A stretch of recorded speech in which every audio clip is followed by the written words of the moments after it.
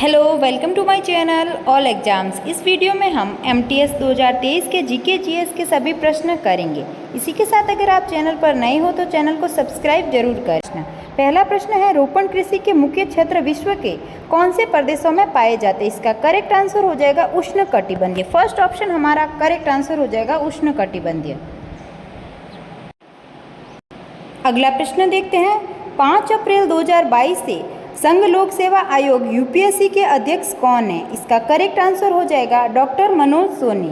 और हाल ही में यूपीएससी के नए अध्यक्ष बनी है प्रीति सूदन। प्रीति सूदन, तो ये पॉइंट भी हमें ध्यान में रखना है, ये भी पूछा जा सकता है। अगला प्रश्न देखते हैं, अंतर्राष्ट्रीय क्रिकेट परिषद आईसीसी पुरुष क्रिकेट विश्व कप 2023 की मेजबानी किसने की थी? इसका करेक्ट आंसर हो जाएगा फोर्थ ऑप्शन भारत।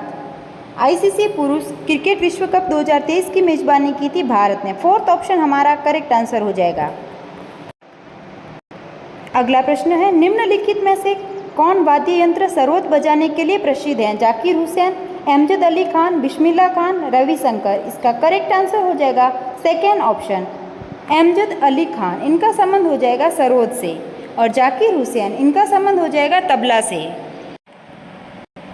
जाकिर हुसैन को 2024 में ग्रैमी पुरस्कार से भी सम्मानित किया गया था, तो ये पॉइंट भी हमें ध्यान में रखना है। अब देखना, पहला प्रश्न है, रोपण कृषि के मुख्य क्षेत्र विश्व के कौन से प्रदेशों में पाए जाते हैं? इसका करेक्ट आंसर हो जाएगा उष्णकटिबंधीय। फर्स्ट ऑप्शन हमारा करेक्ट आंसर हो जाएगा उष्णकटिबंधीय। अगला प्रश्न देखते हैं, 5 अप्रैल 2022 से संघ लोक सेवा आयोग यूपीएससी के अध्यक्ष कौन है? इसका करेक्ट आंसर हो जाएगा डॉक्टर मनोज सोनी। और हाल ही में यूपीएससी के नए अध्यक्ष बनी है प्रीति सूदन। प्रीति सूदन, तो ये पॉइंट भी हमें ध्यान में रखना है, ये भी पूछा जा सकता है। अगला प्रश्न देखते हैं, अंतर्राष्ट्रीय क्रिकेट परिषद आईसीसी पुरुष क्रिकेट विश्व कप 2023 की मेजबानी किसने की थी? इसका करेक्ट आंसर हो जाएगा फोर्थ ऑप्शन भारत। आईसीसी पुरुष क्रिकेट विश्व कप 2023 की मेजबानी की थी भारत ने। फोर्थ ऑप्शन हमारा करेक्ट आंसर हो जाएगा। अगला प्रश्न है, निम्नलिखित में से कौन वाद्य यंत्र सरोद बजाने के लिए प्रसिद्ध है? जाकिर हुसैन, अमजद अली खान, बिस्मिल्लाह खान, रविशंकर। इसका करेक्ट आंसर हो जाएगा सेकेंड ऑप्शन अमजद अली खान। इनका संबंध हो जाएगा सरोद से। और जाकिर हुसैन, इनका संबंध हो जाएगा तबला से। जाकिर हुसैन को 2024 में ग्रैमी पुरस्कार से भी सम्मानित किया गया था, तो ये पॉइंट भी हमें ध्यान में रखना है। अब देखते हैं बिस्मिल्लाह खान। बिस्मिल्लाह खान का संबंध हो जाएगा शहनाई वादक। और बिस्मिल्लाह खान को भारत का सर्वोच्च सम्मान भारत रत्न मिला था 2001 में। और 1980 में पद्म विभूषण से भी सम्मानित किया गया था। अब देखते हैं पंडित रविशंकर। पंडित रविशंकर का संबंध हो जाएगा सितार से। पंडित रविशंकर का संबंध हो जाएगा सितार से, जिन्हें भारत रत्न से सम्मानित किया गया था 1999 में। और पद्म विभूषण से सम्मानित किया गया था 1981 में। तो ये पॉइंट भी हमें ध्यान में रखना है। अगला प्रश्न है, तराइन का प्रथम युद्ध कब लड़ा गया था? तराइन का प्रथम युद्ध लड़ा गया था 1191 में। सेकेंड ऑप्शन हमारा करेक्ट आंसर हो जाएगा। पृथ्वीराज चौहान और मोहम्मद गौरी के बीच में लड़ा गया था, जिसमें पृथ्वीराज चौहान विजेता रहे थे। और दूसरा तराइन का युद्ध हुआ था 1192 में, जिसमें ये भी पृथ्वीराज चौहान और मोहम्मद गौरी के बीच में हुआ। और गौरी हैं जो कि यहाँ पर विजेता रहे थे। और इसका उल्लेख चंद्रबदाई की पृथ्वीराज रासों में किया गया है। अगला प्रश्न देखते हैं, राष्ट्रपति द्रौपदी मुर्मू ने एक वर्चुअल इवेंट के माध्यम से कब तक क्षय रोग को खत्म करने के लिए प्रधानमंत्री टीबी मुक्त भारत अभियान और निक्षय 2.0 पोर्टल लॉन्च किया? इसका करेक्ट आंसर हो जाएगा फर्स्ट ऑप्शन 2025 तक। फर्स्ट ऑप्शन इसका करेक्ट आंसर हो जाएगा। अगला प्रश्न देखते हैं, 2011 की जनगणना के अनुसार भारत में लिंगानुपात कितना है? इसका करेक्ट आंसर हो जाएगा फर्स्ट ऑप्शन प्रति 1000 पुरुषों पर 943 महिलाएं। 943 इसका करेक्ट आंसर हो जाएगा फर्स्ट ऑप्शन। अगला प्रश्न है, सन 1867 में केशव चंद्र सेन ने आत्माराम पांडुराम को में प्रार्थना समाज की स्थापना करने में सहायता की थी। इसका करेक्ट आंसर हो जाएगा फर्स्ट ऑप्शन बॉम्बे में। फर्स्ट ऑप्शन इसका करेक्ट आंसर हो जाएगा। प्रार्थना समाज, प्रार्थना समाज की स्थापना कब हुई थी? 1867 में। अगला प्रश्न है, निम्नलिखित में से कौन सा बौद्ध विश्वविद्यालय भारत के बिहार में स्थित है? इसका करेक्ट आंसर हो जाएगा फर्स्ट ऑप्शन नालंदा विश्वविद्यालय। फर्स्ट ऑप्शन इसका करेक्ट आंसर हो जाएगा। नालंदा विश्वविद्यालय कुमारगुप्त फर्स्ट के द्वारा बनवाया गया था। अगला प्रश्न देखते हैं, PM street vendors Atmanirbhar Nidhi योजना किस मंत्रालय द्वारा शुरू की गई थी? वाणिज्य मंत्रालय, उपभोक्ता मामले विभाग, वित्त मंत्रालय, आवासन एवं शहरी कार्य मंत्रालय। तो हमारा फोर्थ ऑप्शन करेक्ट आंसर हो जाएगा, आवासन एवं शहरी कार्य मंत्रालय। अगला प्रश्न है, भारतीय संविधान का अनुच्छेद संवैधानिक उपचारों के अधिकार से संबंधित है। संवैधानिक उपचारों के अधिकार से संबंधित हो जाएगा आर्टिकल 32 से 35। सेकेंड ऑप्शन हमारा करेक्ट आंसर हो जाएगा। संवैधानिक उपचारों का अधिकार एक मौलिक अधिकार है और मूल संविधान में मौलिक अधिकार 7 थे, लेकिन वर्तमान में मौलिक अधिकार 6 हैं। संपत्ति के अधिकार को 44वें संविधान संशोधन 1978 से हटाकर उसे एक विधिक अधिकार बना दिया गया है, जो कि अभी आर्टिकल 300A में है, संपत्ति का अधिकार। तो हमारे मूल संविधान में तो 7 मौलिक अधिकार थे और वर्तमान में 6 मौलिक अधिकार है। 6 मौलिक अधिकार कौन कौन से हैं वो भी देख लेते हैं।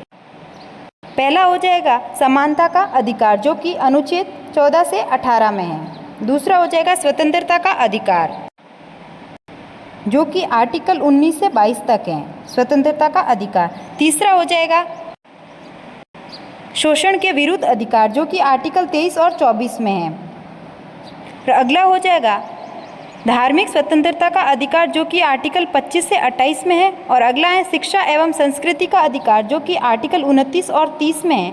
और छठा हो जाएगा संवैधानिक उपचारों का अधिकार, जो कि आर्टिकल 32 से 35 तक है। तो ये सभी पॉइंट हमें ध्यान में रखने हैं। अगला प्रश्न देखते हैं, स्पीशीज पौधों एवं जंतुओं की वह स्पीशीज हैं जो किसी विशेष क्षेत्र में विशिष्ट रूप से पाई जाती है। तो हमारा करेक्ट आंसर हो जाएगा फोर्थ ऑप्शन विशेष क्षेत्रीय प्रजाति। फोर्थ ऑप्शन हमारा करेक्ट आंसर हो जाएगा। अगला प्रश्न देखते हैं, इंग्लिश ईस्ट इंडिया कंपनी ने वर्ष में बंगाल की दीवानी प्राप्त की थी। तो हमारा करेक्ट आंसर हो जाएगा 1765 में। फोर्थ ऑप्शन हमारा करेक्ट आंसर हो जाएगा। अगला प्रश्न देखते हैं, स्वराज मेरा जन्म सिद्ध अधिकार है और मैं इसे लेकर रहूँगा, ये नारा किसने दिया था? लाला लाजपत राय, बदरुद्दीन तैयबजी, बाल गंगाधर तिलक, बिपिन चंद्र पाल। तो हमारा करेक्ट आंसर हो जाएगा थर्ड ऑप्शन, बाल गंगाधर तिलक के द्वारा ही ये नारा दिया गया था, स्वराज मेरा जन्मसिद्ध अधिकार है और मैं इसे लेकर रहूँगा। अगला प्रश्न देखते हैं, ओडिशा का रज पर्व त्योहार जीवंत सांस्कृतिक परंपरा और कृषि जीवन से संबंधित है। ये किस महीने में 3 दिनों के लिए आयोजित किया जाता है? रज पर्व, जो कि उड़ीसा का एक त्यौहार है, वो जून के महीने में आयोजित किया जाता है 3 दिन के लिए। सेकेंड ऑप्शन हमारा करेक्ट आंसर हो जाएगा जून। इसी के साथ देखते हैं ओडिशा के अन्य त्यौहार, धानु यात्रा, नुआखाई, रज पर्व, बाली यात्रा और कोणार्क महोत्सव, ये सब मनाए जाते हैं ओडिशा राज्य में। अगला प्रश्न है, भारत सरकार द्वारा प्रधानमंत्री उज्ज्वला योजना कब शुरू की गई थी? प्रधानमंत्री उज्ज्वला योजना शुरू की गई थी 2016 में। तो हमारा थर्ड ऑप्शन करेक्ट हो जाएगा 2016। अगला प्रश्न देखते हैं, निम्नलिखित में से कौन सा विषय भारतीय संविधान की राज्य सूची के अंतर्गत आता है? राज्य सूची के अंतर्गत आता है, थर्ड ऑप्शन हमारा करेक्ट हो जाएगा कृषि। कृषि इसका करेक्ट आंसर हो जाएगा। भारतीय संविधान में कुल 12 अनुसूची हैं, जिसमें से 7वीं अनुसूची है जो कि केंद्र और राज्यों के बीच विषयों का बंटवारा करती हैं। तो 7वीं अनुसूची के अंदर ही 3 सूची आती है, संघ सूची और राज्य सूची और समवर्ती सूची। तो हमारे पास संघ में है जो कि कानून बनाता है केंद्र सरकार, और राज्य सूची में कानून बनाता है राज्य सरकार। समवर्ती सूची में कानून है जो कि केंद्र और राज्य दोनों बना सकते हैं। अब देखते हैं राज्य सूची में कौन कौन से आ जाते हैं? पुलिस, जेल, स्थानीय शासन, कृषि, इन सब का संबंध हो जाएगा राज्य सूची से। अब देखते हैं संघ में एग्जाम्पल हो जाएंगे जैसे कि विदेश की प्रतिरक्षा, विदेशी मामले, युद्ध, रेल, डाक, ये सब आते हैं संघ वाले में। और समवर्ती सूची में आ जाएंगे शिक्षा, कानून, दीवानी एवं फौजदारी, विवाह, तलाक, इन सब का ये सब एग्जाम्पल हो जाएंगे समवर्ती सूची के। तो ये सभी पॉइंट हमें ध्यान में रखने हैं। अगला प्रश्न देखते हैं।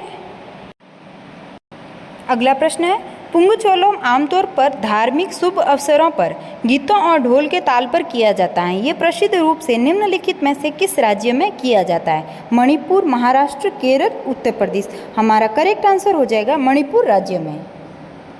फर्स्ट ऑप्शन हमारा करेक्ट हो जाएगा मणिपुर। मणिपुर में लाई हरोबा और संगई महोत्सव ये दोनों भी मणिपुर में मनाए जाते हैं।